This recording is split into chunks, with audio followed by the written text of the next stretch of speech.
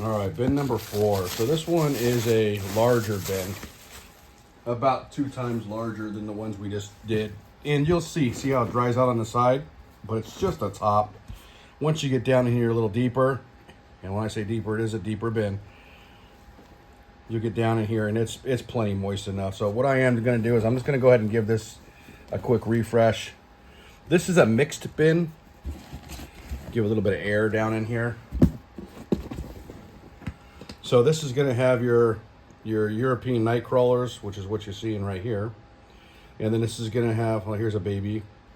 And then this is also going to have your red wigglers in it too as well. So this is kind of where I put a lot of the worms in here from the other bins, just to grow out, just to get a little bit bigger in here from the breeding bins. So again, here is paper towel roll that I put in here.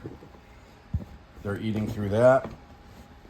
And then there's nothing left of, well, here's the cantaloupe we put in there last Sunday. And again, just to get down in these corners, I want to aerate this.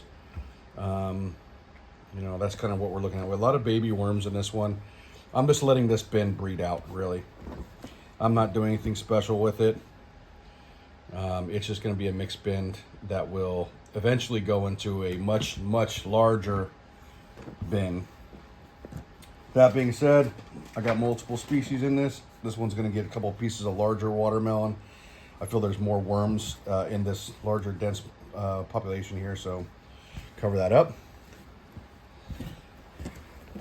So those red wigglers will get in there and love that. This one hasn't been fed any grit lately, so coffee's going to go into this one. Decent little handful. And then this one, because there is so many European night crawlers, I am going to go ahead and sprinkle some chicken feed in this.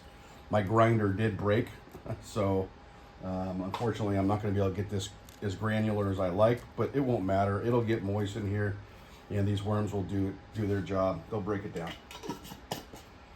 Little bigger bin, so they're going to get this a little bit more for this week. Again, I'll come over here, grab the bubble wrap, spread that out, and then just put a cover over it for the main feeding area to keep it dark. So as I lift this up, you're going to see this is a much larger tote. That will be bin number 4. All right, going into bin number 5. This one, you can see all the worms. See all the worms that get on this plastic like that? That one's got so many. I'm just going to go ahead and, same with this. I'm going to go ahead and leave this one to the side. Now, this bin, has lots of mixed species in this one. It's got European night crawlers in it.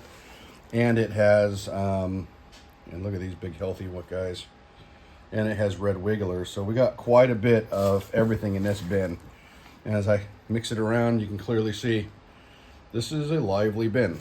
This one's been doing very well. This is actually coming off of my own homemade compost. Basically used fruits and vegetables from the local convenience stores that donated those to me.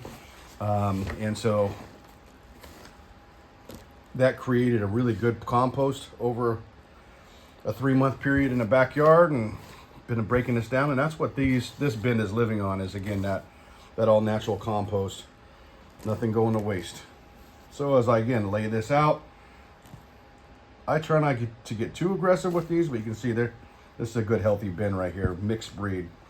This one has probably the most amount of eggs out of all the bins. This one's just really, really doing well. And every bin, and I'm not sure if you can see that, but that is a worm egg right there.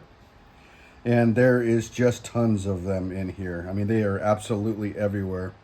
Here's one that's about to hatch, and I know it's hard to see, but let me see if I can get that in focus.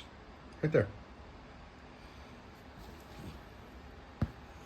And this bin is covered in those. So again, got a mixed bin. I'm going to come in here, get the feeding down in this corner, get it nice and covered up. and let them go to work. This bin, because of its amount of worms in here, will get a decent amount of grit. Okay, and I will also give it some chicken feed because of the amount of worms that are in this bin. Again, the moisture of this bin is really, really moist. It will soften up that chicken feed and it will do just fine. Cover this one back up. Come back over here with the cover. And that is bin number 5.